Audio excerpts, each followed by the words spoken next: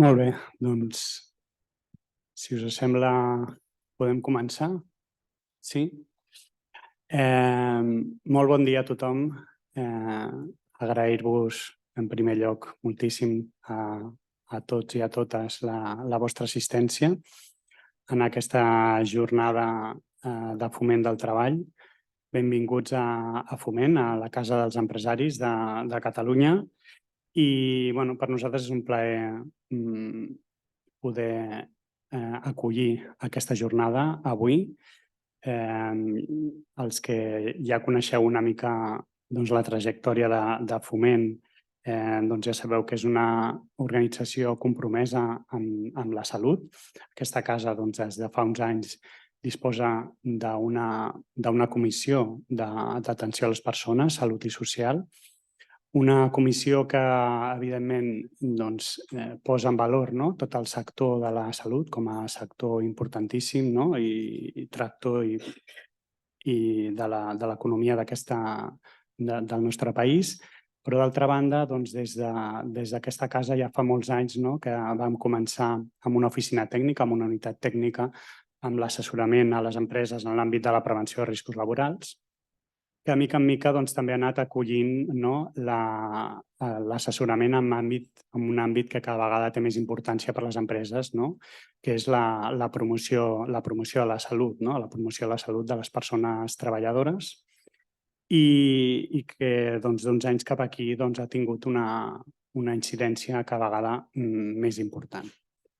La veritat és que els que heu seguit la trajectòria ja sabeu que en aquest àmbit de la promoció de la salut, del concepte d'empresa saludable, del benestar laboral, doncs ja fa molt temps amb el que estem treballant, però amb el vector, no? Amb l'àmbit tan important com és el son, avui ens estrenem, no? Avui és la primera vegada que tractem aquest tema, un tema que d'altra banda, avui ho parlàvem, no?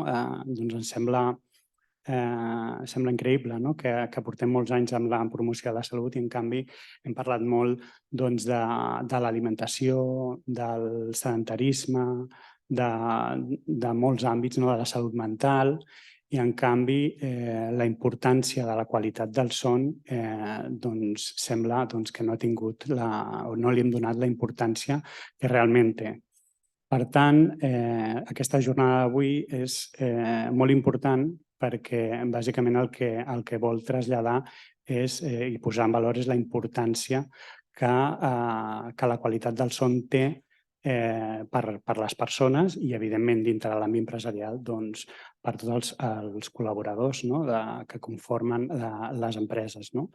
I la importància que té diguéssim, com a alineació amb el que seria el propi objectiu 3, no? Dels ODS, no? Aquest objectiu de garantir una vida sana i promoure el benestar a tothom en totes les edats, no? Amb el que les empreses, evidentment, estan alineats, però també, sobretot, amb la importància que té fins i tot en la productivitat de la pròpia empresa, no? És a dir, com això doncs, té una incidència cabdal. I bueno, doncs per parlar d'això, a més, tenim la gran sort doncs, que a Catalunya tenim el doctor Esteve, que ara procediré a presentar-lo, i la creació d'AdSalutem, no? Que doncs, el que ens aporten sobretot és aquest coneixement científic, aquesta evidència científica de la importància del son de qualitat, no? I com dic, doncs per nosaltres és un plaer el poder comptar amb el doctor Esteve i amb l'Institut AdSalutem per donar a conèixer i per començar, diguéssim, a conscienciar de la importància d'aquest vector de salut que probablement, doncs, des del punt de vista de la salut laboral, de la promoció de la salut, hem tingut una mica oblidat. Doncs bé, jo ja sense més preàmbuls procedeixo a presentar el doctor Esteve, si és que és necessari alguna presentació, perquè probablement el coneixeu perfectament, però bueno, farem serem protocolaris i ho farem bé. El doctor Antoni Esteve és doctor en farmàcia per la Universitat de Barcelona. Ell, com comentava, és el fundador i investigador de Salutem, d'aquest Institut del Son. És president de la Fundació Institut Guttmann, president d'Esteve de Hint Healthcare i membre numerari de les Reals Acadèmies de Farmàcia i de Medicina de Catalunya i de la Real Acadèmia de Doctors d'Espanya.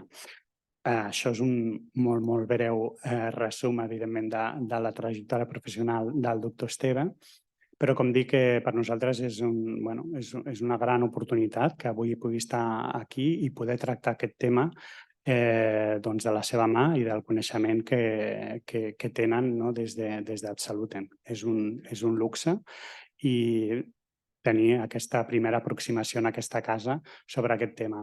També estic convençut que aquesta és la primera vegada que tractem aquest tema, però no serà l'última, ni molt menys, sobretot perquè ja veureu després de l'exposició del doctor Esteve com és un àmbit cabdal per la salut de les persones. I per part meva, res més. De veritat, moltíssimes gràcies a tots per estar aquí avui amb tots nosaltres i reitero una vegada més el que avui ens acompanyi el doctor Esteve i els companys d'Salutem. I quan vulgui, doctor, té la paraula. Gràcies. Gràcies, César. A partir d'ara, Toni, em dieu Toni, César, així ens tractem.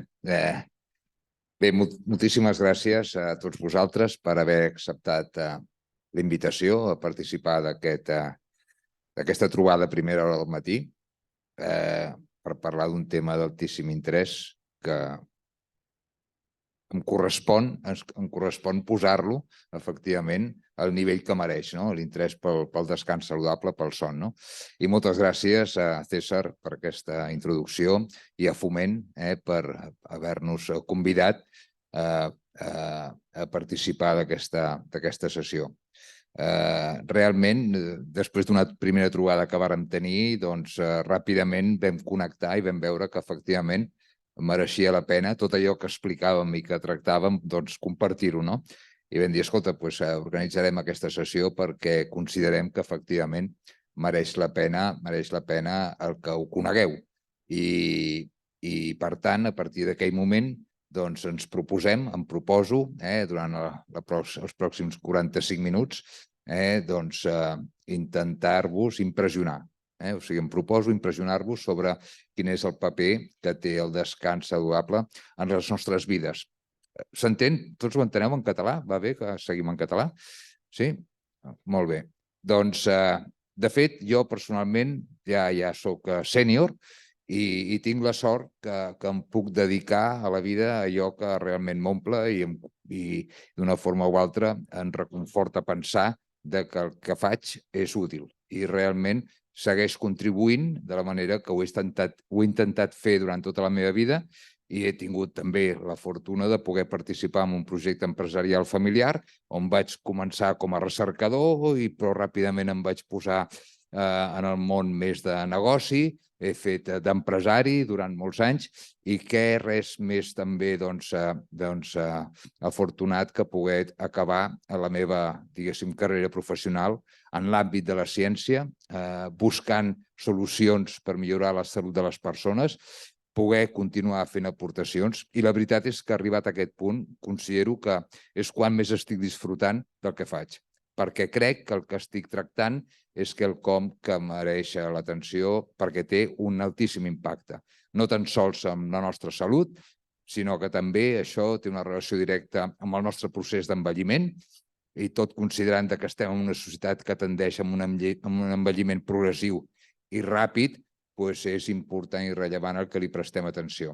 I si a més això té unes conseqüències directes en col·lectius específics, on aquest descans també té una repercussió sobre el profit que li treus a l'activitat en si que practiques, doncs encara més. I fonamentalment, com us explicaré, ens dediquem als joves, a l'etapa escolar. Els nanos nostres no descansen bé i això té connotacions importants amb el seu, diguéssim, ritme d'aprenentatge i inclús amb la seva capacitat de socialitzar a l'escola o inclús posar-los en situació de risc de fracàs escolar, o també en el món de l'empresa, on l'estat de salut, i això també igualment relacionat amb l'actitud, passa a ser determinant perquè les nostres organitzacions empresarials puguin assolir aquells reptes que es plantegen. I mai més lluny que nosaltres, inclús aquí, des de Foment, puguem promoure què és allò que és bo per a les nostres organitzacions empresarials. I, per tant, el tema que ve de la ciència, el que em proposo és, tenint aquest coneixement científic, com us explicaré ara, intentar-lo compartir de tal manera que el benefici que es pugui extreure d'aquest coneixement sigui el major possible.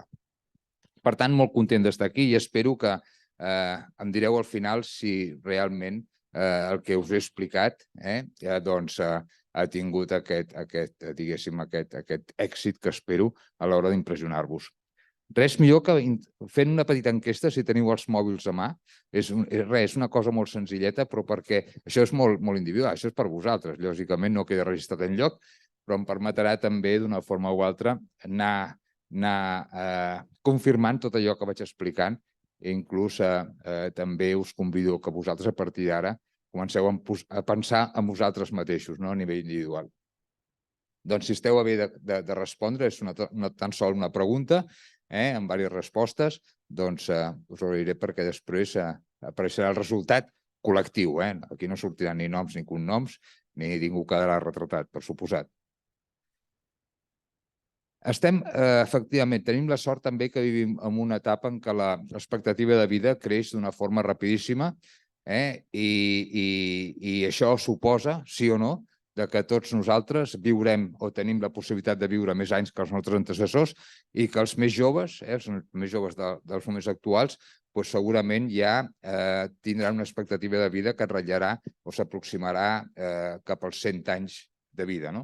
Si les estadístiques diuen que en els darrers 60 anys hem augmentat a prop de 20 anys, això a nivell global. O sigui, aquí es marca encara una expectativa de vida de 73 anys, perquè és el que correspon a nivell mundial. Hi ha països més deprimits on aquesta expectativa de vida creix amb més dificultat, però en canvi en els països desenvolupats, com és el cas d'Espanya, ja ratlla els 83 anys, el que nosaltres podríem esperar que visquéssim, especialment les dones. Les dones coneixeu que tenen una expectativa de vida superior als homes. Però bé, això és indicatiu que efectivament el coneixement científic i els sistemes de salut, inclús podríem dir que de forma favorable als hàbits de vida, comporten que nosaltres puguem aspirar a viure més anys. I això, de totes maneres, no està encara prou relacionat amb com vivim aquests anys de més. I, efectivament, d'acord amb el coneixement actual, el temps de més que vivim proporcionalment no correspon amb una millora substancial de la salut. És a dir, vivim més anys, però la proporció d'anys que vivim de més encara estan sotmesos a un estat de salut no massa favorable. I, per tant, hi ha un camí important a recórrer, perquè tant com poguéssim guanyar amb qualitat de vida aquests anys de més, lògicament en gaudiríem més. I, per tant, la nostra vida o expectativa o desig que la nostra vida duri més anys seria molt més important. Però més encara, si des de la perspectiva sociològica i inclús de sostenibilitat podem entendre quina interpretació es podria donar al que, efectivament, el viure més anys també ens permetés tenir una vida productiva més alta. I productiva en tots els sentits, no tan sols a la feina, que també, però també a l'hora de poder nosaltres gestionar eficientment els nostres anys de vida. I precisament aquí ja marquem un repte. Si tornem a la realitat i explicant-vos com es pot aproximar aquest tema, en quant com podem viure millor els anys de vida que tindrem de més, partim de la base del que som. El ser humà és un animal racional, no deixa de ser animal, però el ser racional ens converteix en un ser, en un organisme gairebé perfecte. És com una màquina d'enginyeria que no tingués precedents a l'hora d'assolir gairebé la perfecció total. No hi ha altra màquina, cap equip d'enginyeria fora capaç de dissenyar una màquina com suposa el ser humà. té recursos per tot, té recursos per créixer, desenvolupar-se i també per mantenir-se. Inclús els éssers racionals també nosaltres sabem, ja coneixem quins són aquells elements que nosaltres precisament hem de prestar-li atenció perquè el nostre estat orgànic, i ho podem relacionar amb salut, sigui el millor possible. Sabem que hem de fer exercici, sabem que hem de tenir unes dietes, un pla nutricional adequat i equilibrat, sabem que és bo socialitzar, sabem que és bo no fer excessos de certes coses, oi? Ho sabem tot, tenim la teoria molt ja coneguda i molt contrastada. I de fet ho estem aplicant i és aquest el fet pel qual vivim més anys. Però hi ha quelcom que encara no fem prou bé i és prestar-li atenció al dormir. El dormir encara pensem que és un estat, diguéssim, de relax, de desconnexió, que la natura, d'una forma o altra, podríem dir que s'hagués equivocat, no? Diu, escolta, dediquem una tercera part de la nostra vida a dormir i la veritat és que no la disfrutem. Per tant, escolta'm, dius, està molt bé, Toni, això que visquem més anys, doncs fantàstic, podríem dir que en tant per cent viurem 10 anys més que els nostres pares van viure, no? Doncs aquest 10%, per què no nosaltres busquem altra manera també de guanyar-lo? Podem guanyar 10 anys més perquè viurem aquest 10% de més, vull dir, aquest 10% de més els viurem, però a més també podríem guanyar temps i, per tant, activitat vital, si restem temps que dediquem al son perquè, de fet, no serveix per res. Una miqueta el sentit aquest de que el dormir és un acte que el podem sacrificar amb ares de fer més coses, doncs el practiquem. Inevitablement el practiquem. Per tant, li prestem una atenció, jo crec que equivocada, i és el que us explicaré, sobre el sacrificar temps de son per guanyar-los activitat d'alerta o diurna. I, per tant, ja la ciència ens comença a explicar que el son no és un estat fruit d'una equivocació de la natura, sinó que el descans, el dormir, té un paper molt rellevant en el funcionament del nostre organisme. De fet, sabem que les necessitats de son al llarg de la vida varien. Des que som més joves, més hores de son necessitem. Quan som més grans, en principi necessitem menys hores. Si necessitem més hores a l'etapa de joves és perquè estem en una fase de creixement. Una fase de creixement on el nostre organisme s'ha de concentrar, s'ha de centrar, ha de dedicar els màxims esforços a créixer i d'una forma ordenada. Tots els òrgans, l'esquelet, la cognició, és a dir, el nostre cervell, etc. I per tant necessita més hores de son perquè és precisament quan dorms que el cervell cuida de treballar, com veureu seguidament, cuida de treballar que efectivament disposem de tots els recursos fonamentals perquè l'organisme acometi aquesta etapa de creixement. A mida, inclús, l'hormona de creixement es llibera mentre dormim. És l'exemple poder segurament més característic. Mentre que dormim és quan els joves lliberen l'hormona de creixement que permet que treballi tot el nivell de l'organisme perquè ens anem desenvolupant i creixent adequadament. Si aquestes necessitats d'hores de dormir van disminuint al llarg dels anys és perquè, per una raó fonamental, deixem de créixer i, per tant, aquesta concentració de l'organisme de disposar de més temps pel creixement va minvant, arribem a l'etapa d'adult, que vol dir que ja s'acaba l'etapa de creixement, hi ha una inflexió i comencem l'etapa, diguéssim, podríem dir-li, sense que em malinterpreteu, l'etapa d'envelliment i que perdurarà el reste de la nostra vida. I això es produeix a partir del moment en què ens considerem que som adults, que hem deixat de créixer per començar aquesta segona etapa vital. A partir d'aleshores, diguéssim que la necessitat de son minva una miqueta, però es mantén a uns nivells també alts. Aquí, en aquesta gràfica, veureu en morat les hores que considerem estàndards, aquelles que les grans estadístiques ens diuen que són importants preservar-les per mantenir un nivell de salut més que acceptable.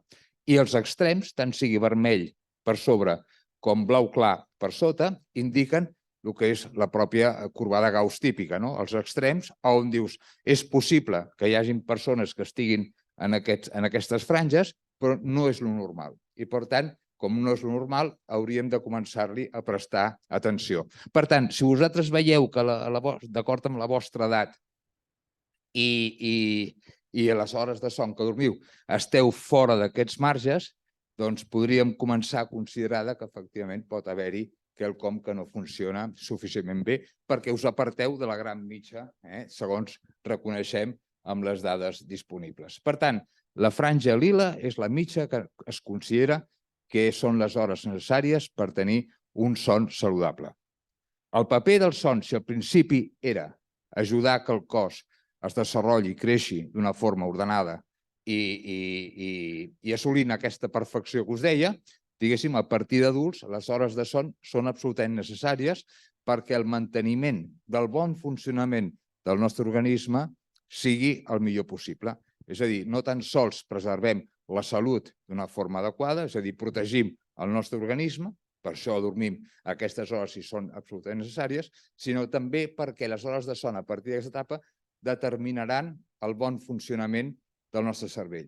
I el bon funcionament del nostre cervell, com us voldré convèncer, té una repercussió directa, ja no tan sols amb la salut, sinó amb nosaltres com a persones, la nostra capacitat cognitiva, el nostre humor, la nostra actitud, etc. I inclús el risc de que el sistema perfecte, la maquinària perfecta que som, d'una forma o altra comenci a grinyolar. I què vol dir grinyolar? Vol dir que ens fem grans. Per tant, hem de protegir el que grinyolem massa aviat. D'acord amb el meu... D'acord amb les dades que disposem avui sobre com gestionem el son ja en etapa d'adults amb la societat actual i estudis fets per la Societat Espanyola del Son prou recents, l'any 19, però que es van confirmant a mesura que es van revisant aquestes dades, especialment aquí a Espanya, però arreu, continuem sacrificant hores de son. És a dir, no prestem prou atenció a la importància que té el dormir a les nostres vides. I les nostres vides vol dir els hàbits de vida que tenim actualment, els costums, des de fer el futbol a les 9 del vespre, o tenir sopars pesats a última hora, o fer poc exercici, una vida més aviat sedentària, o tenir, diguéssim, relacions socials poc desenvolupades o poc enriquides, etc.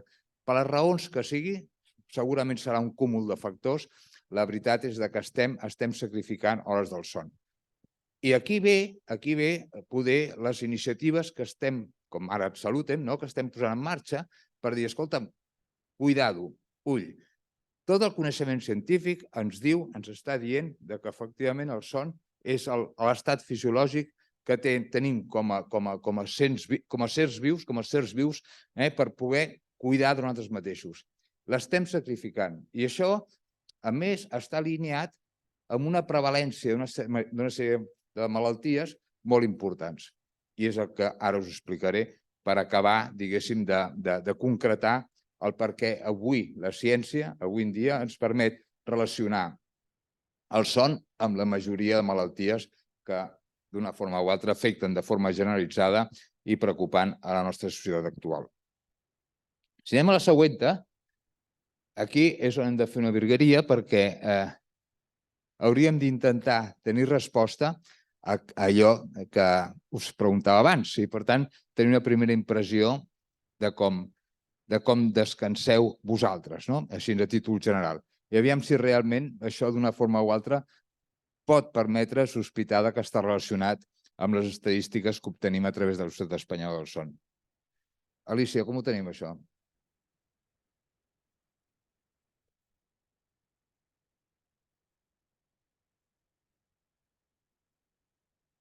Aviam.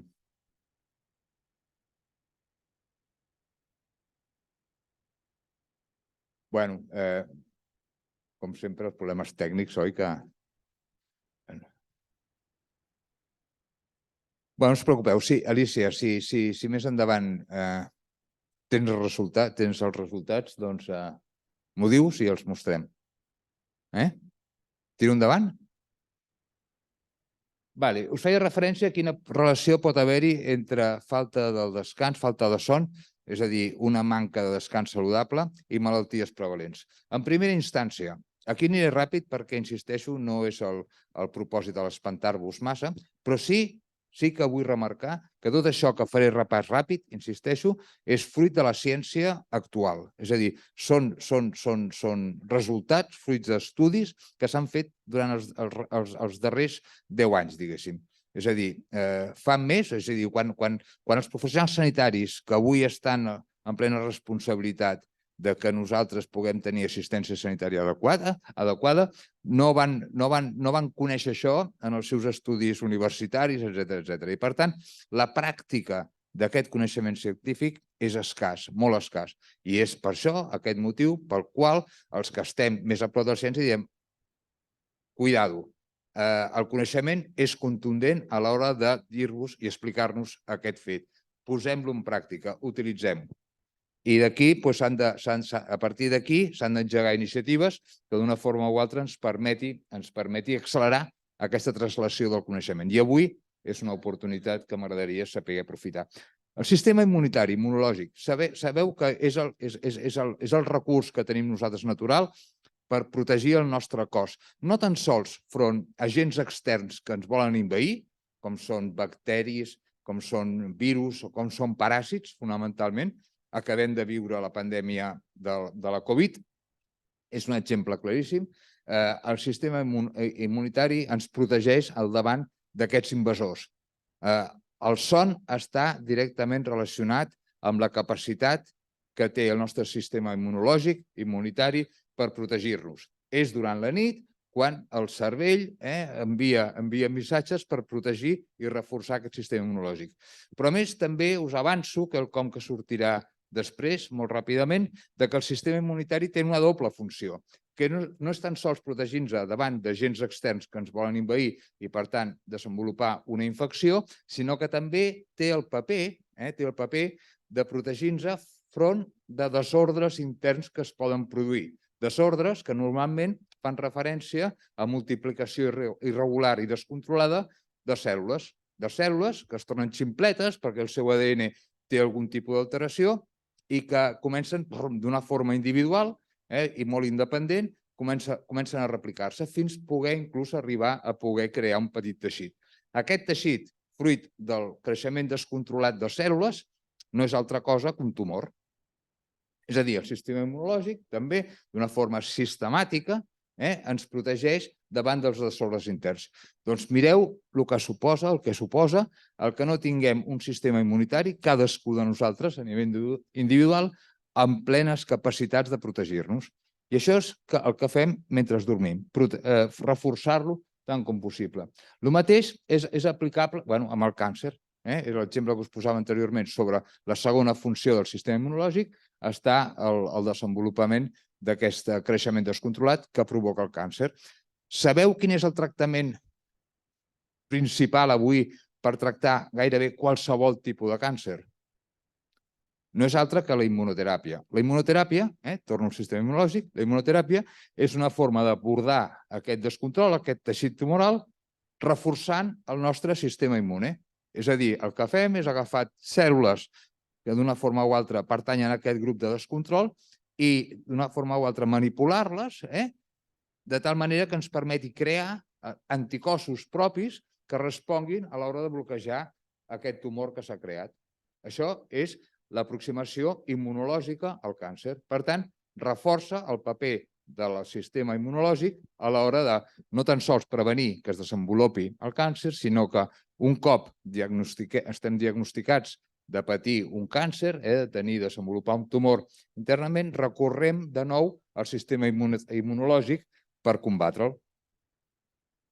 El mateix és aplicable al sistema cardiovascular, i després sortirà una referència també, però ja dir-vos que casos d'hipertensió resistent, insuficiència cardíaca, arrítmies, infart de miocardi o inclús mort sobtada estan directament vinculades amb com dormim. M'heu de creure, ja sé que ho estic dient d'una forma de dir, escolta, i això ara resultarà que tot està en funció de com dormim. Doncs gairebé tot, si no és tot, gairebé tot. Però això és el que ens diu la ciència, no el que diu el Toni. És a dir, i aquí us faig una referència, precisament, mira, estudis, aquest és 2013, però dir-vos que l'any 2021, gairebé en plena pandèmia, el doctor Fuster va publicar diguéssim, en els journals, a les revistes més importants de cardiologia a nivell mundial, inclús en el Lancet, que és el d'aplicació general en tota la medicina, sobre el paper precisament que té el son en protegir la producció de cèl·lules hematopoiètiques, que són aquelles que d'una forma o altra protegiran els nostres arteris front a la formació de plaques d'ateroma, que conseqüentment produeixen els trombos que donen lloc als infarts o als ictus, etc. Doncs això està directament relacionat a que, mentre dormim, som capaços de promoure la creació d'aquest tipus de cèl·lules que són, a la vegada, els que protegeixen el bon funcionament de les nostres artèries i bon funcionament del cor i tot el que està relacionat amb la formació de trombos. I és tal qual, això és el que diu la ciència. I el mateix ho apliquem a obesitat, trastorns metabòlics, que no tan sols venen fruit del sedentarisme, sinó que també venen fruit d'un desordre hormonal. Sapiguem, per exemple, que en el cas de l'obesitat, que hormones com la leptina o la grelina estan, diguéssim, alliberades i regulades durant la nit. La leptina és aquella hormona que ens permet tenir sensació de gana, d'anar a menjar, i la grelina és el que ens dona la sensació de sacietat. Dius, escolta, ja estic ple, no necessito menjar més. Doncs clar, imagineu, si es produeix un trastorn d'aquests enzims, ens podem passar d'una forma desorganitzada, descontrolada, doncs menjant, i això produeix la obesitat. Per tant, no és tan sols temes de sedentarisme, sinó també trastorn hormonal, i torno a recordar que, efectivament, aquesta regulació hormonal es produeix durant la nit. Si ens centrem en malalties neurodegeneratives, tampoc. Vaig ràpid per no entrar més. Sapigueu que és durant la nit que el cervell estableix criteris d'autorentat, diguéssim, de les seves pròpies neurones, del seu propi teixit. És a dir, és durant la nit que el sistema limfàtic, que és aquell que rega i on s'acomoda tot el teixit neuronal, que està normalment bastant envaït per tipus de proteïnes tòxiques com és la tau o com és el beta-amiloid, que són, en definitiva, els elements que avui ja coneixem que es depositen a les connexions entre neurones i que són els factors desencadenants de malalties com l'Alzheimer, demències, o com el Parkinson, o com l'epilèpsia. És a dir, malalties serioses que afecten el deterioro neuronal, quelcom que ja coneixem i sabem i reconeixem que és molt habitual a la nostra societat actual. Ja sabem que l'Alzheimer, i aquí tenim la Fundació Pasqual Maragall ben a prop d'aquí, que ja està clamant dient: ei, en el 2050 el número de pacients amb demències serà 3 vegades a l'actual. I dius, ostres, cap on anem? Però això és el que ens porta al coneixement actual i el risc en el que estem exposant. Sapigueu i adelantem que una forma de protegir-nos davant d'aquest tipus de malalties és mentre dormim, que és precisament quan es produeix el rentat d'aquest sistema limfàtic, que és on estan les proteïnes que amenacen, diguéssim, les bones connexions neuronals, entre altres coses, com us explicaré més tard. Som-hi. Salut mental, quelcom que vosaltres coneixeu sobradament també el que suposa a nivell de l'empresa. Salut mental, ja no entro en alteracions de tipus psiquiàtrica també, és a dir, depressions o estats d'ansietat aguts, etc., sinó temes ja molt més propers, com és el tema de l'estrès, com és el tema de la fatiga, aquelles poques ganes de fer coses, inclús aquestes poques ganes que comporten quan t'aixeques, dir, ostres, ara em toca tot això durant el dia, i ja inclús arriba fins i tot a quedar-se a casa, o aquella situació on dius, escolta, això es podria fer d'una forma millor i ho deixo fer per aquest punt de desinterès produït per un estat de salut mental, no tan sols per una qüestió de personalitat que no, sinó que la falta de descans i la falta, diguéssim, de tenir la nostra capacitat personal, emotiva, actitudinal, etc., d'acord amb el que un pot esperar, ve afectat pel dormir. Sabeu perfectament que una nit de mal dormir, el dia següent ho pateixes, no? Si són 2, ja sabeu el que és. Però aquelles persones pobres, que aquesta falta de son o aquest descans poc complet es va allargant massa, aquestes persones, jo no ho he viscut personalment, però sí em crec el que diu la ciència sobre l'impacte que té amb la seva actitud i forma de viure.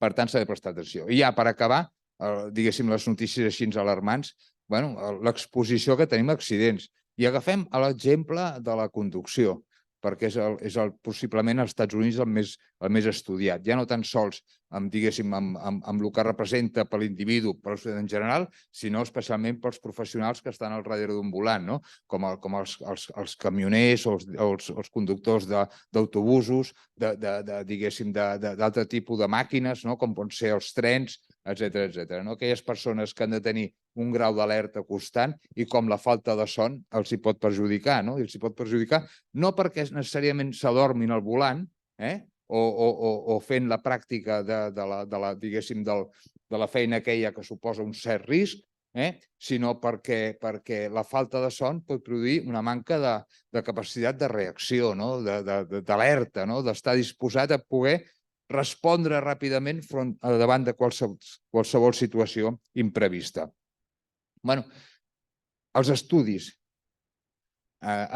em diuen que les persones que dormen 7 hores o més tenen, el risc basal, el referent d'estar exposat a patir un accident, però com la manca de son va progressivament augmentant la probabilitat que l'individu pugui patir aquest accident, fins al punt, les persones que dormen menys de 4 hores, que això és algo extraordinari i molt poc habitual, tenen 11 vegades més probabilitats de patir un accident d'una persona que dorm les hores, estàndards que es poden considerar com normals.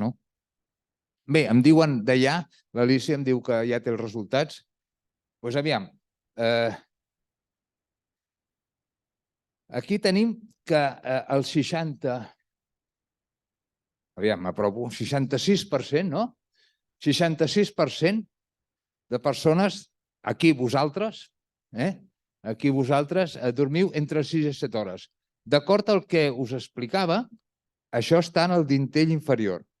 Recordeu que dèiem que el normal és dormir entre 7 i 9 hores. Recordeu, no m'ho invento, això sou vosaltres, Sou vosaltres.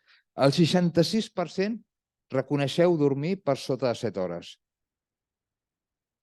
Només us vull dir amb això, que és important que presteu a les persones que heu apretat aquest botó, entre 6 i 7 hores, heu de pensar, jo us recomano que penseu en incorporar algun tipus de mesura, d'hàbit, allò que dius, escolta'm, això, efectivament, tan sols prestant-hi més atenció o tan sols portant a terme una reflexió individual personal sobre què és el que realment necessito de son i si aquestes hores que dormo realment em són suficients, que us pugueu respondre en aquesta autopregunta i si la resposta fos que efectivament veieu o teniu una miqueta de somnolència durant el dia quan conduïu, quan feu algun tipus de tasca, que us desperteu massa freqüentment a mitjanit, etcètera, aleshores que penseu en anar pensant o anar buscant solucions que us permetin incorporar hàbits o poder portar a terme, incorporar algun tipus d'habilitat que us permeti recuperar o millorar aquest descans que podríem considerar com descans saludable. I finalment, lògicament, han d'haver-hi persones que us poguessin ajudar si no us en sortiu. Però presteu-li atenció, sobretot. Molt ràpidament, torno a la presentació i gràcies, Alícia. Tot el que us he explicat, insisteixo, i és molt important, no és el Toni que ho diu. Això avui és ciència i la ciència és incontestable. Ens agradi més o ens agradi menys, això és així. Jo vinc del món de la ciència i em baso en la ciència. No hi ha res del que hagi dit que no estigui absolutament descrit, contrastat, acceptat científicament. I el que ens proposem, lògicament, com us deia, és un cop tenim aquest coneixement científic, ràpidament i de forma accelerada portar-lo a la seva aplicació a les nostres vides, diguéssim, a les nostres condicions o situacions en les que ens trobem i on podem incorporar, diguéssim, solucions al tema. Molt ràpidament, com dormim? És important, ja us he explicat ara la importància que té el son, anem a dedicar-li 10 minuts tan sols a explicar el per què dormim. Dir-vos que aquesta màquina que és perfecta, com qualsevol màquina, com qualsevol sistema, requereix no tan sols del manteniment, que sí, i ara ho veureu, sinó que a més requereix que el funcionament estigui molt ben programat. Deixaria de ser perfecta si tingués comportaments erràtics i tingués que estar constantment reaccionant front a situacions no previstes. Per tant, l'organisme, com a tal, com a màquina perfecta, necessita, diguéssim, d'una planificació, necessita d'un ordre sistemàtic, un ordre que li permeti mantenir el màxim rendiment de la màquina. M'explico? I per això, nosaltres, encara que no ens n'adonem, el nostre cos té una planificació interna que és perfecta, també. I per assolir-ho, té distints mecanismes. Un és la llum, com us explicaré ara, que és, diguéssim, el moment del dia, de les 24 hores que té el dia, on, diguéssim, nosaltres volem estar en plena alerta i volem que el nostre cos respongui d'una forma eficient a qualsevol propòsit que nosaltres ens marquem per la nostra vida. Mentre que estem desperts, des que ens despertem, des que obrim els ulls pel dematí, volem estar o donar el millor de nosaltres mateixos i volem estar en plenitud de forma. I això volem que es mantingui, lògicament, fins al vespre. Doncs bé, l'organisme ja sap que per aconseguir aquest màxim rendiment durant el dia s'ha d'organitzar i ha de ser capaç que els seus òrgans i els seus recursos biològics puguin respondre a qualsevol demanda que nosaltres li fem. I per això, encara que no us sapigueu i no ho noteu, hi ha uns sistemes que l'organisme li permet mantenir aquesta planificació. Lògicament, els desencadenants d'aquest ordre o els responsables són les hormones. Les hormones que s'han lliurat durant la nit són aquelles que mantenen aquest bon ordre. I aquestes hormones ho fan transmetent senyals i indicacions que permeten l'alliberació de tota una colla de neurotransmissors i substàncies bioquímiques que permeten comunicar a qualsevol racó de l'organisme. I d'això ho fa de forma ordenada, de tal manera que encara que no ens en donem compte, insisteixo, a les 6:45 del matí correspon que la nostra tensió arterial comenci a pujar, perquè durant la nit hi ha hagut un estat de baixa tensió arterial, degut a que, com l'organisme està relaxat, diguéssim, la pressió que necessitem en els nostres vasos sanguinis, etc., baixa, les nostres artèries baixa. És a partir de primera hora del matí que torna a pujar. Això nosaltres no ho notem, sinó que són hormones que permeten que tot això es vagi produint dia darrere dia. O com, per exemple, que podem assolir un màxim estat d'alerta, segurament molt degut a la noradrenalina, a la serotonina, al cortisol, tot això que anem alliberant a mesura que va passant el dia. I això ens permet arribar a un punt on inclús hi haurà una hormona que ens diu és hora de menjar, o un rellotge biològic, etc.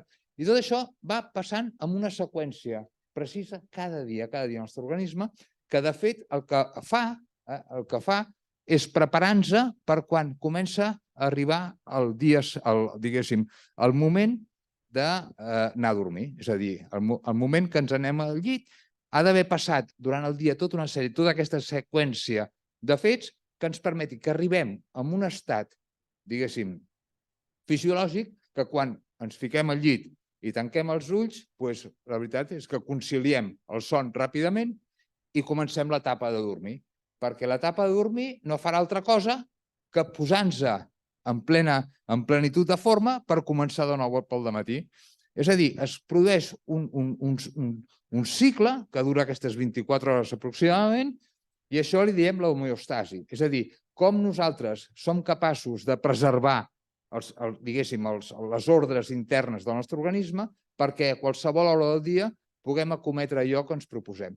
Tot reconeixent que en funció del que està passant, segurament tindrem una predisposició millor a fer unes coses o altres, segons sigui de matí o tarda, migdia o final de la nit, cosa que ja nosaltres també anem reconeixent per nosaltres mateixos. Hi ha persones que tenen una màxima alerta i màxima capacitat cognitiva pel dematí, altres ho tenen més retrasat, altres persones que s'estimen més fer l'esport per la tarda. Per què?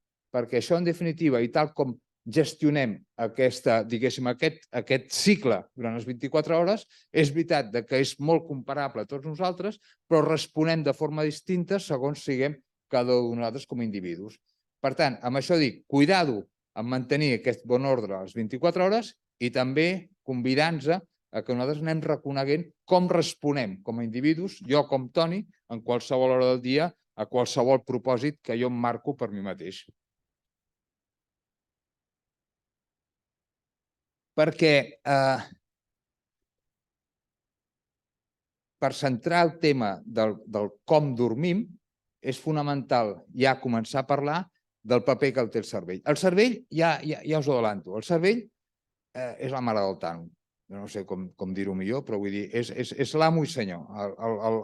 El cervell és l'òrgan que tenim, que disposem tots, que ho decideix tot.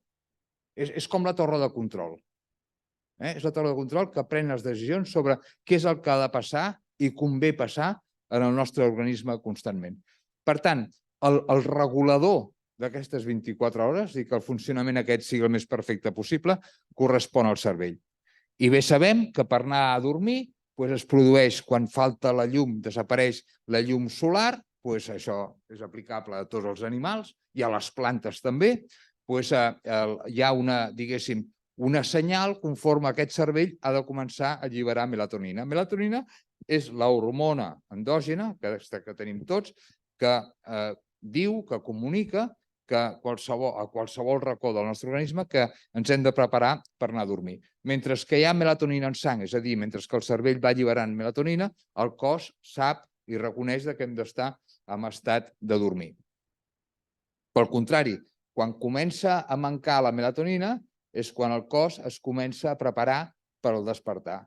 I aleshores, i d'acord amb els cicles aquells que us mostrava anteriorment, comencen a alliberar-se altres hormones, com la serotonina, com el cortisol, com la noradrenalina, etc., que són el contrari de la melatonina. La melatonina és per anar a dormir i les altres són per, d'una forma o altra, mantenir el nostre cos en plena alerta. Ara bé, durant la nit hi ha dos tipus de dormir molt marcats. Un que li diem la fase REM. REM vol dir que en aquesta etapa, és un moment de la nit en què el cervell diu hem d'entrar en fase REM. Aleshores, comencen a haver-hi una comunicació a través d'ones electromagnètiques dintre del cervell, utilitzant les neurones, que són les que es comuniquen entre elles, perquè d'aquí surtin les ordres, que realment són molt intenses en freqüència i en amplitud. És a dir, és com un bombardeig. I dura un temps, aquesta fase REM. I, curiosament, durant aquests moments, que és com una catarsis, el cervell cuida que, primer, pugui predisposar per si mateix de plasticitat. Ara en parlaré del que és plasticitat perquè és molt important. Però, sobretot, sapigueu que durant aquesta fase de catarsi és quan el cervell s'ocupa de l'intel·lecte, és a dir, de la capacitat d'aprenentatge, de la capacitat de tenir cada dia determinar què és allò que vol emmagatzemar o què és allò que vol descartar, perquè el que emmagatzema es converteix en memòria i el que descarta t'oblides i ja no te'n recordes mai més. Es dedica a potenciar la creativitat, és a dir, a l'estat, diguéssim, de capacitat del propi cervell, de si mateix, a l'hora de respondre a inquietuds pròpies, com és la creativitat, la capacitat d'atenció, la memòria, que ja ho he dit, i la resposta emocional. És a dir, durant aquesta etapa és quan el cervell cuida que jo, Toni, sigui Toni. I si vull ser un millor Toni, també se n'en cuida. I com puc ser un millor Toni? Doncs jo puc ser un millor Toni si presto més atenció, si tinc ganes d'aprendre més, aprenentatge, memòria, capacitat cognitiva, etc. Però a més em proposo ser més noble. Per tant, vull que les meves emocions i les meves respostes davant a situacions que em trobi siguin d'una determinada manera. Això ho he d'entrenar. I és durant la fase REM que el cervell respon en aquest repte. O sigui, durant la fase REM, el cervell cuida de la nostra personalitat, del nostre intel·lecte. En contraposició, hi ha la fase no REM, esclar, hi ha la fase REM 1 i la fase no REM. Cal dir que REM vol dir que els ulls es mouen també fruit d'aquesta catarsi que us deia, es mouen ràpidament de costat a costat. I per això es diu REM. REM vol dir Rapid Eye Movement. En anglès vol dir un moviment ràpid dels ulls. Ja està. No ens en donem, O sigui, ningú es dona compte d'això. També cal dir que en aquesta primera fase REM hi ha uns somnis, un tipus de somnis, que inclús perquè veieu la rellevància que té, els que estudiem què és el que passa al nostre cervell durant aquesta etapa, podem interpretar que aquesta persona té un estat prodròmic de certes malalties. És a dir, un mal funcionament del REM, que es diu el REM Behavioral Disorder, l'RBD, que vol dir el comportament erroni de la fase REM, ens pot dir que una persona d'aquí 15 anys farà un Parkinson. I ens ho diu amb una precisió extraordinària. Imagineu-vos si coneixem coses avui sobre la importància que té això que us estic explicant. En contraposició, he d'accelerar, en contraposició, la fase no REM. La fase no REM, els ulls no es mouen, per això es diu no REM, però en canvi es donen tota una sèrie de situacions que són fonamentals perquè el nostre organisme funcioni adequadament. És a dir, en la fase no REM cuidem, sobretot, que el funcionament orgànic sigui perfecte. Allò que us deia de la màquina perfecta, doncs a la fase no REM. I inclús també cuidem que la resposta immunitària, la importància que té, estigui a primer nivell. Per tant, fase REM i no REM. La importància que és preservar això. Això passa cada nit i és la forma que té el cervell per assegurar que la seva funcionalitat respon amb el cuidado de nosaltres com a individus. I ho fa de forma seqüencial. Vigília vol dir quan estem desperts que ens anem al llit, ràpidament entrem en una fase no REM que dura entre uns 30 minuts com a referència, però per ja entrar en una fase no REM. En total s'ha produït un cicle d'uns 90 minuts. És a dir, aquest cicle passa, insisteixo, per assegurar que es produeixen, diguéssim, un procés fins a la fase de son profund, que és el que està marcat amb taronja, per ràpidament canviar a l'altre tipus de son, que és el REM, que és en verd, d'una forma sistemàtica. O sigui, passem per aquest procés de son profund que cuidem nosaltres mateixos per arribar a la fase REM que cuidem de la nostra personalitat. Això permet al cervell fer un repàs exhaustiu de tot allò que considera que té com a missió perquè la maquinària que soc tingui un funcionament òptim. Però és tan intel·ligent el cervell que el que fa és, escolta, és tan important que jo com a Toni disposi d'un funcionament òptim que aquest episodi, aquest cicle que aquí descric, que vaig de son profund fins a la fase REM, la repeteixo entre 4 i 5 vegades cada nit. De tal manera que fent això repetit puc assegurar d'una forma sistemàtica que realment, quan m'aixequi pel dematí, estaré en plenitud de forma. I per tant, ràpidament, d'una forma interconnectada, passa a fer-ho fins i tot fins a 5 vegades. Hi ha persones que amb 4 és suficient, però ha d'estar entre 4 i 5. I a més es dona la circumstància que la primera part de la nit la dedica a cuidar més d'una forma prioritària del nostre organisme per acabar els cicles més a primeres hores del matí, més dedicats a cuidar de la meva cognició i el meu estat emocional. Per tant, ens trobem que el cervell sistemàticament vol recórrer en aquest procés cada nit per dir, escolta, Toni, vinga, va, estic cuidant de tu. Sisplau, a mi preserva'm això. Jo, si vull realment treure el màxim profit del dormir, que és el cuidar del meu organisme, he de ser capaç de protegir això tant com pugui i respectar el que el meu cervell de forma natural em demana. Bé, torno a la plasticitat. Us deia que a la fase REM es produeix plasticitat. Plasticitat cerebral. Què entenem per plasticitat cerebral? És aquella capacitat que tenim, especialment en la fase d'adults, és a dir, com el son cuida fonamentalment del nostre manteniment i, per tant, fa que la nostra capacitat de descans i de recuperació sigui el màxim possible, o sigui, a fase d'adults, la plasticitat el que fa és cuidar que el cervell es mantingui al llarg del temps en plenitud de facultats. Per què? Perquè, com tots coneixem, quan ja entrem en situacions, diguéssim, degeneratives, de deterioro, fruit dels anys, de funcionament tal, es produeix mort cel·lular. Les cèl·lules també es fan velles i es van fent malbé. Però és tan important que el cervell mantingui un estat de forma i de capacitat complet que té un recurs propi, autònom, que li permet inclús estar al tanto de quan aquestes cèl·lules, les neurones, es deterioren i deixen de funcionar per adaptar-se i crear canals que d'una forma o altra puguin substituir la mort d'una neurona. És a dir, estableix connexions pel voltant. O sigui, fa com un bypass. Allò que fan a les artèries quan tens un infart, etc., que fan un bypass. Diuen, escolta, aquesta zona que està afectada i fan com un pont, el mateix fan el cervell. Quan detecta que hi ha alguna neurona que falla, ràpidament crea una connexió en paral·lel que substitueix. Per tant, aquesta capacitat, que és la plasticitat, d'identificar els desperfectes i buscar formes alternatives de mantenir un bon funcionament cerebral, és capital per preservar, diguéssim, al final, el rendiment del nostre cervell. I això és el que, en definitiva, ens determinarà quin és el nostre grau de plasticitat, en quin grau nosaltres accelerem o protegim el procés d'envelliment. És a dir, nosaltres, mitjançant com dormim, podem arribar a determinar l'edat. Això serà la següent.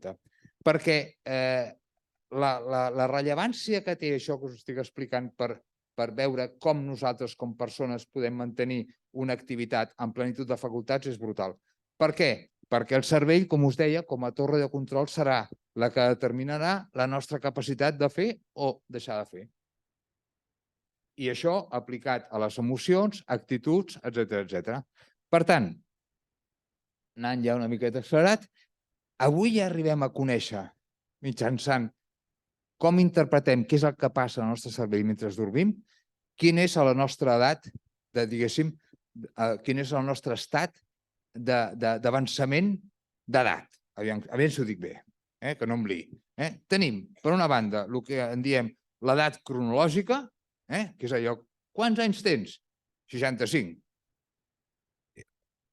Miro com dormo, quina edat té el teu cervell? 70. Ostres, no vaig bé. No vaig bé.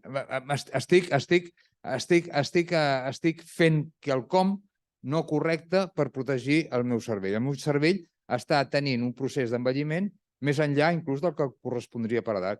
Si pel contrari jo dormo com un nen, allò que diem, dormo com un nen, ostres, doncs això és la millor notícia del món. Per què? Perquè permet reconèixer que el meu estat cerebral està en tan bones condicions conforme inclús que està per sota del que em correspondria per edat. I això és la millor notícia.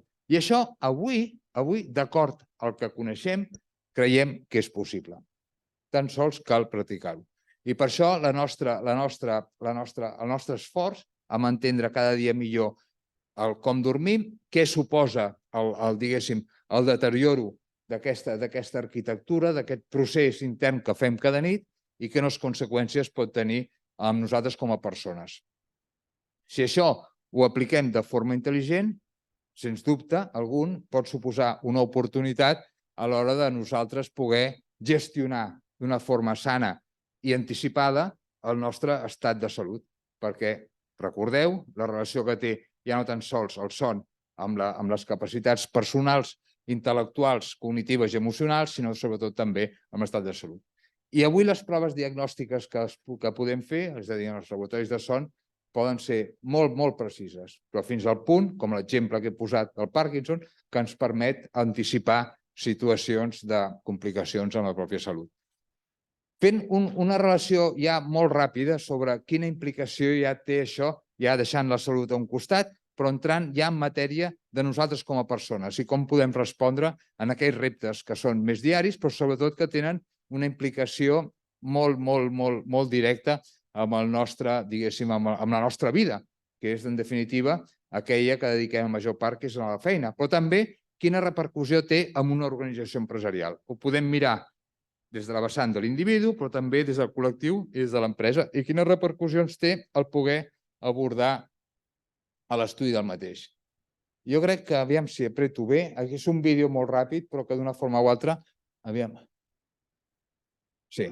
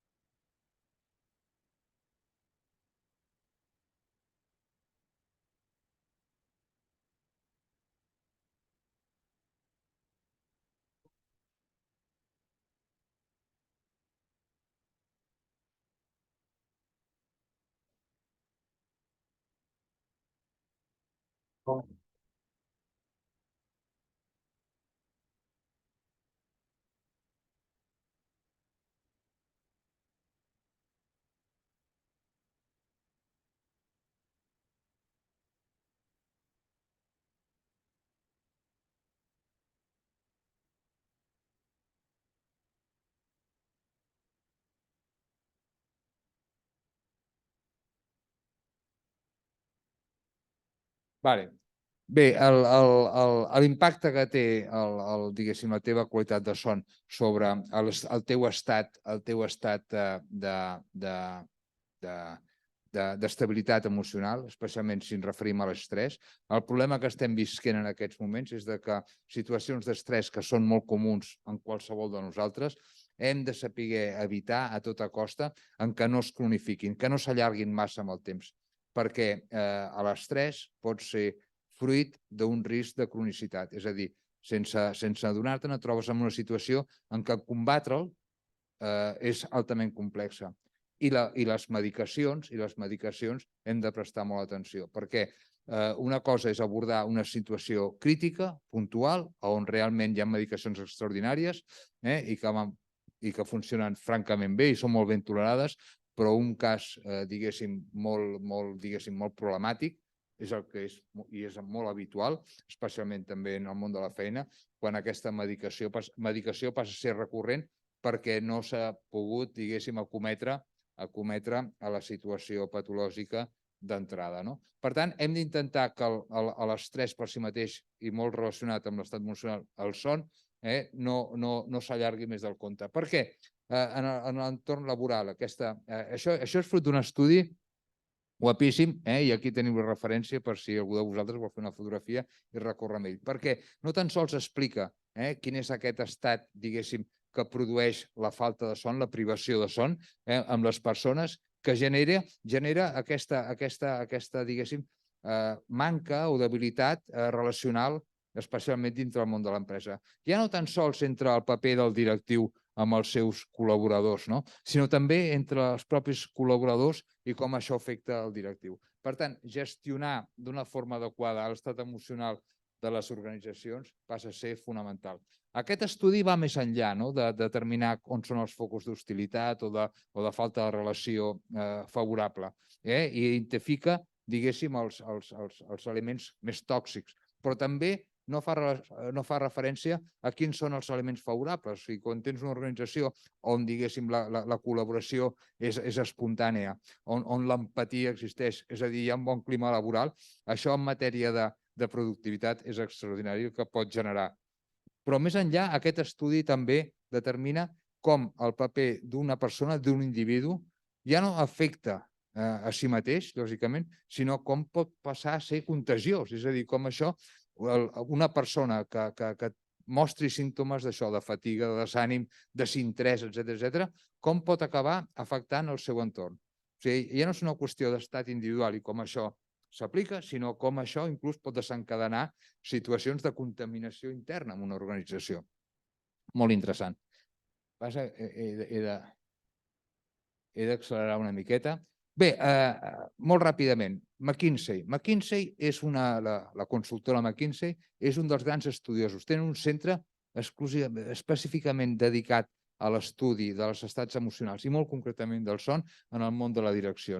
I fruit d'un estudi que ha fet amb 81 grans empreses multinacionals a nivell mundial, amb mostres de 190.000 directius, arriba a aquestes conclusions. La importància que té el son amb què una organització pugui, d'una forma definitiva, estar orientada a resultats, és a dir, com pots promoure reptes ambiciosos en el temps i poder-los i poder fer que, diguéssim, el flux de raonament, de síntesi i presa de decisions vagin en funció d'aquests resultats, com pots desenvolupar la capacitat de resoldre situacions complicades o problemes, com pots tenir una organització que és capaç d'entendre el problema en un tot i poder fer un anàlisi adequat de quines circumstàncies tu estàs abordant reptes i poder definir alternatives i, per tant, poder ser selectiu amb les decisions que prens i, sobretot, quina és la capacitat que té una organització en autoapoyar-se, és a dir, en crear sinergies positives i que, en definitiva, portin competitivitat a l'empresa. I aquesta ja és per acabar. Nosaltres estem, afortunadament, com us deia, en un moment en què l'expectativa de vida creix i estem aquí a Espanya, estem sobre els 83 anys. A més, també acceptem que vivim en unes condicions i una qualitat de vida més que acceptable. Creiem, els que som estudiosos d'aquest tema, creiem que reconeixent totes aquestes virtuts i el paper que té el descans saludable, que està molt vinculat amb la incorporació de bons hàbits saludables, és a dir, una promoció ferma i decidida sobre el benestar de les persones, podríem ser capaços d'obtenir uns rendiments extraordinaris a l'hora de poder ser més feliços i poder fer que la nostra capacitat de crear fos molt superior a l'actual. És a dir, hem de ser capaços, a través d'aportar eines tècniques que millorin el nostre estat de salut i de benestar, especialment emocional, pugui permetre que la nostra capacitat creativa, productiva, augmenti. Si això ho apliquem en organitzacions i ho apliquem a societat, realment podem aconseguir, millores molt considerables. I l'oportunitat hi és, perquè, com us deia, les estadístiques marquen problemes, aquests marquen problemes en quant a la falta de son i la poca atenció que li prestem, la relació que ja coneixem entre aquesta manca de son i problemes que ens podem trobar, que ja els vivim dia a dia, i per tant, com podem previndre que això succeeixi i, per tant, permeti poder aspirar a tenir una vida més saludable. Si això ho apliquem a grans organitzacions, jo penso que tenim davant nostre una oportunitat que hauríem de ser capaços d'assolir. Per això estem. Tot basat en la recerca. Aquí el Valentí Fuster, aquí ho tenim quan va publicar aquest estudi que el va fer precisament al Banc de Santander, amb 4.000 empleats del Banc de Santander, va fer aquest estudi sobre la importància que té el son en la salut cardiovascular. Nosaltres, des d'aquí faig referència a AdSalutem, amb aquesta iniciativa que tenim, fem recerca. Aquí faig, i disculpeu, faré referència al que fem des d'AdSalutem. Ens dediquem a la gent gran. La gent gran podem millorar la seva, qualitat de vida d'una forma molt considerable, tot tenint en compte que com està evolucionant la nostra, diguéssim, la nostra situació demogràfica d'aquests moments i on estem exposant, ens hem de cuidar la gent gran, hem de fer empresa. Aquí utilitzo aquesta imatge del casteller perquè no em puc imaginar que qualsevol d'aquests està dormit o té falta de reacció perquè se'n va tot a fer punyetes i, per tant, en aquest àmbit especialment prestem molta atenció. I hem desenvolupat des d'Atsalutem dos tipus de programes. Un dedicat a com podem incorporar la sensibilització i l'interès pel descans saludable a grans organitzacions, a través del Labore, i fem sessions, com la que estic fent jo ara, però explicant a tota l'organització, a tots els empleats, la importància que han de prestar amb el dormir, inclús fent tallers i alguna tècnica especial que es pot incorporar molt a mida amb les empreses. I després un programa que estem llançant amb en Juan Luis i en Joan, que estan aquí avui amb nosaltres, adreçat al directiu, i com podem d'una forma o altra ajudar a millorar les competències directives, tot cuidant del benestar de l'individu, però també aportant, diguéssim, competències amb la perspectiva del management, i fent d'això un programa complet que, en definitiva, proposés com li diem, el reignition, i el reenergitzar a un equip directiu, a les persones que tenen responsabilitats quotidianes, que l'estrès els hi apreta, que segurament també estan en aquest grup de que el seu descans també podria ser d'una forma o altra millorable i, per tant, que puguem, en definitiva, prestar un servei de capacitació i guanyar en competències que sempre és benvingut. Bé, i ja està.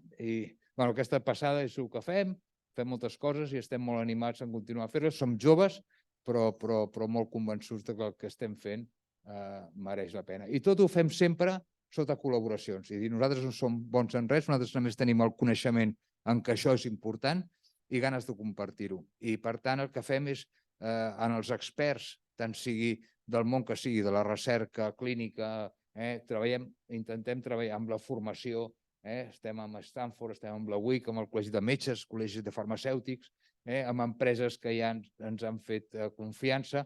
Som joves, jo crec que aquest quadre s'anirà enriquint, si Déu vol, en els propers anys i tot ho fem amb ganes d'incorporar l'interès pel benestar de les persones i aprendre amb aquells que volen incorporar-ho. Aleshores fem aquest tàndem que és molt enriquidor. I molt bé, això és tot. Poder m'he allargat i disculpeu, poder una miqueta massa, espero no haver estat ni tòxic ni avorrit, sinó que aquell propòsit que marcava al principi, oi, que a partir d'ara us prengueu una miqueta més en sèrio la importància que té el descans saludable i especialment en com dormiu, l'hagi pogut assolir. Moltes gràcies.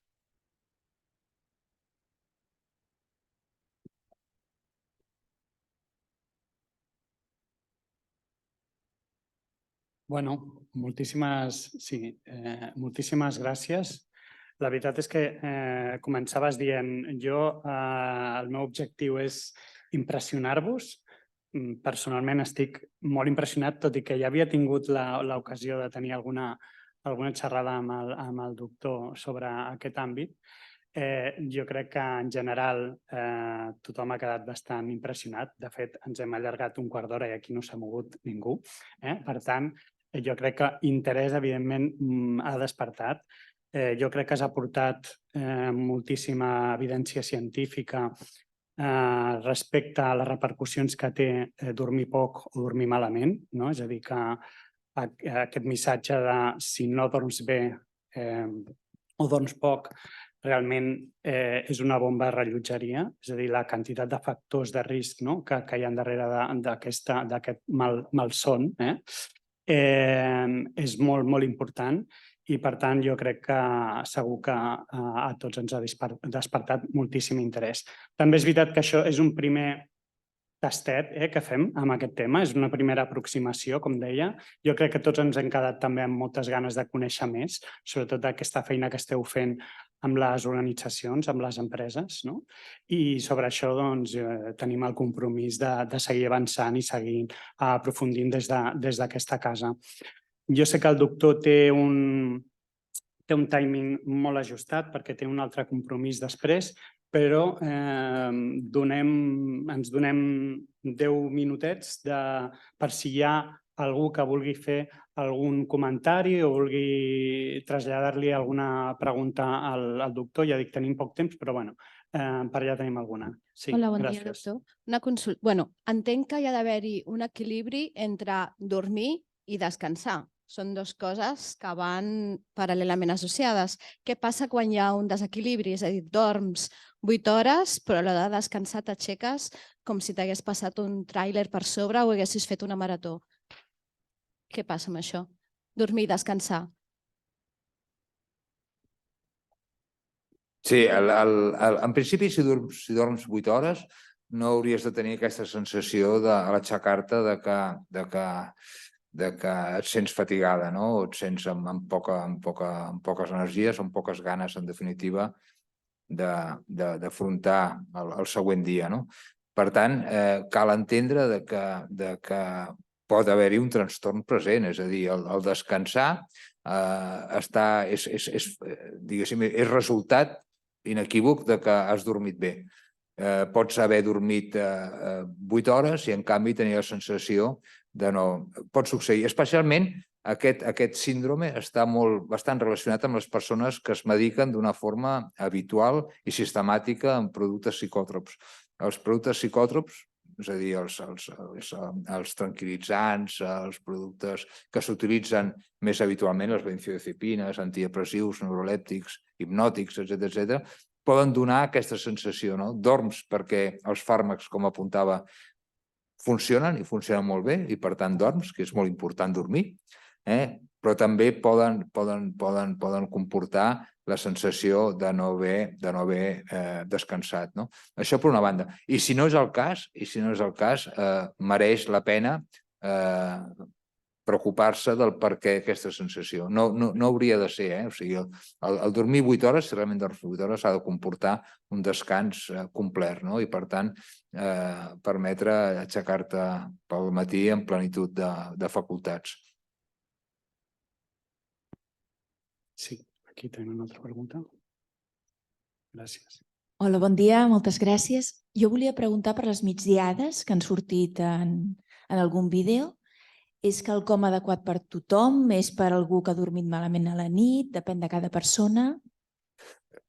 Molt bé, les migdiades són molt saludables, sempre i quan s'utilitzin bé. És a dir, entenem que una migdiada és recomanable i és recomanable quan dura això, uns 15 minuts com a referència. Més aviat la migdiada és una oportunitat de fer un reset, no? O sigui, el cervell que té aquesta activitat durant les 24 hores, com us he explicat, també ha de poder tenir l'oportunitat en un moment determinat, al mig del dia, que és tan important, el temps de vigília, per arribar preparat a la nit per dormir, doncs que el cervell, tingui l'oportunitat de revisar en quina fase del dia està i, per tant, preparar-se d'una forma prou favorable perquè tinguis una tarda fantàstica, no? De fet, millores moltíssim el teu rendiment per la tarda si fas una migdiada curta. Està absolutament prescrit. I és per això, i el vídeo, fonamentalment fa referència a empreses punteres tecnològiques, heu vist la NASA, no sé quina posava, però Google, grans empreses que d'una forma o altra tenen el cervell com a patrimoni competitiu de l'empresa, que sou tots vosaltres, el fet ja de recomanar i adequar espais perquè les persones, els col·laboradors d'una empresa, puguin disposar d'aquesta estoneta amb ben dinat, que permeti fer aquest reset. O sigui, altíssimament recomanable. Les empreses modernes recorren amb això. I l'ICS, aquí, l'Institut Català de la Salut, quan hi havia el seu director era l'Argimon, el que després va ser conseller de Salut, ho va incorporar, i fruit també una miqueta de la pressió de Salut. És molt recomanable, sí.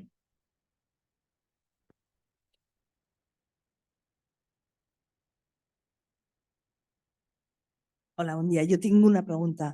En el cas de quan s'havia parlat de l'alteració de la fase REM, que es veia que als 15 anys hi havia Parkinson i tal, o podia desencadenar un Parkinson, en el cas de les fases de dormir poc, si es recuperen hores de son i recuperen les fases correctament, la plasticitat augmenta per evitar que hi hagin aquests processos.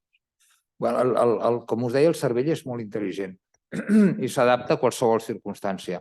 El son per si mateix no és recuperable. És a dir, si un dia dormim malament, ostres, això que hem perdut. Si aquest dormir malament té continuïtat, doncs aleshores ens posem en situació de risc. Aquelles persones que creuen o pensen que dormir d'una forma deficient durant la setmana per poder-ho recuperar al cap de setmana, això no és aplicable. No és aplicable ni recomanable de cap.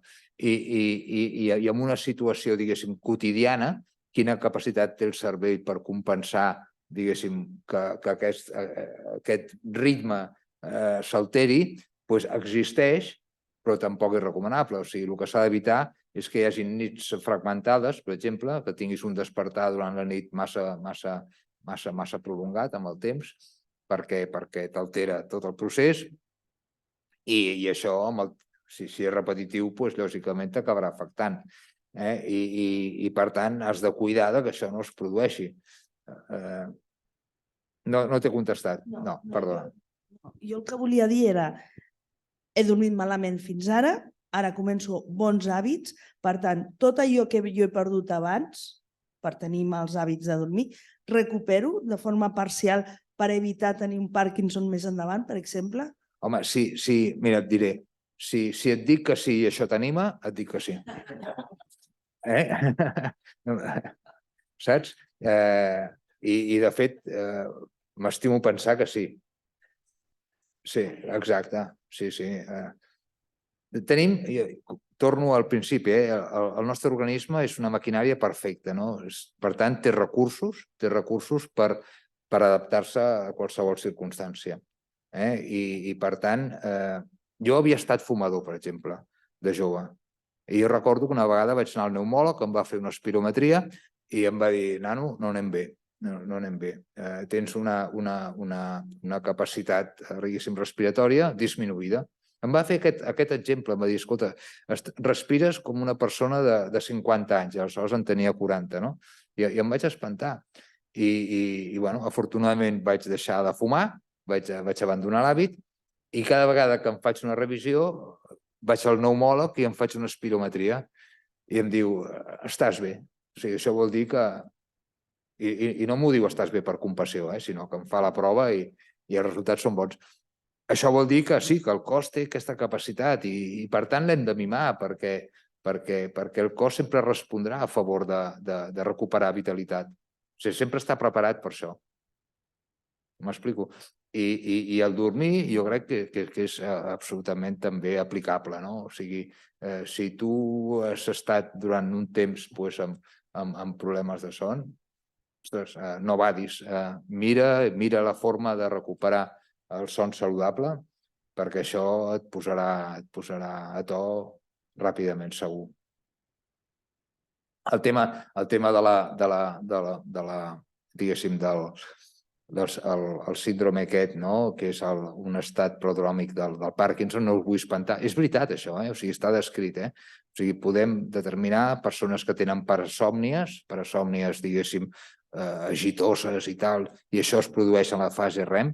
Aquesta persona està descrit científicament, ho sabem, i l'Hospital Clínic és un dels centres de referència brutal amb aquest tema, i de fet nosaltres estem fent d'acord i conjuntament amb l'Hospital Clínic un projecte col·laboratiu amb la J. Fox Foundation dels Estats Units, no? I és brutal, i això ens permet inclús, esclar, anticipar un possible Parkinson a una persona que el porta latent, però que no el manifestarà fins d'aquí 15 anys, és una oportunitat perquè puguem ajudar aquesta persona que poder al cap de 15 anys inclús no tingui que patir el Parkinson. I això en matèria de recerca biomèdica té un valor extraordinari. I el bo i la notícia és que avui, a partir de com dorms, podem començar a entendre i a reconèixer quines són les debilitats en les que estem exposats, els riscos en els que estem exposats. I ho menciono perquè us adoneu que el son El dormir ja no és allò que, mira, escolta, hem de dormir sí o sí i punto. No, és un moment del dia que li hem de prestar atenció, l'hem de cuidar, perquè els resultats positius són extraordinaris, no? I a l'empresa, que tant ens costa créixer i tal. Jo us ho recordo, al món de l'empresa, penseu que el patrimoni real que tenim en una empresa és el número de neurones que som capaços de concentrar en un espai per assolir un propòsit únic. Això és l'empresa. Per tant, el son és la millor manera pensant en clau de neurona, podem protegir el patrimoni de l'empresa. M'explico o no? Dius, escolta, què puc fer? Dius, puc fer moltes coses, però protegir la matèria prima, mai millor dir, la matèria gris, no? De l'empresa és el cervell de totes les persones que participem en aquest projecte empresarial. Per tant, és la millor inversió que podem fer. Doncs, si us sembla, ens quedem amb aquest missatge en positiu sobre tot el que hem parlat. I bueno, jo vull reiterar el meu agraïment una vegada més al doctor Antoni Esteve, a Atsalutem, a l'Institut del Son, per compartir avui aquí amb tots nosaltres tot aquest coneixement que teniu, per compartir-lo i, a més, per fer-ho de manera molt didàctica i molt entenedora, que això també s'agraeix moltíssim.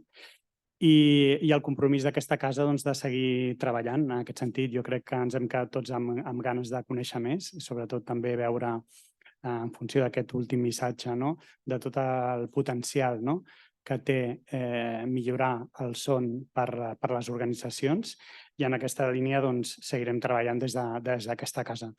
Moltíssimes gràcies i moltíssimes gràcies a tots i a totes per estar aquí avui amb nosaltres i fins la propera. Merci.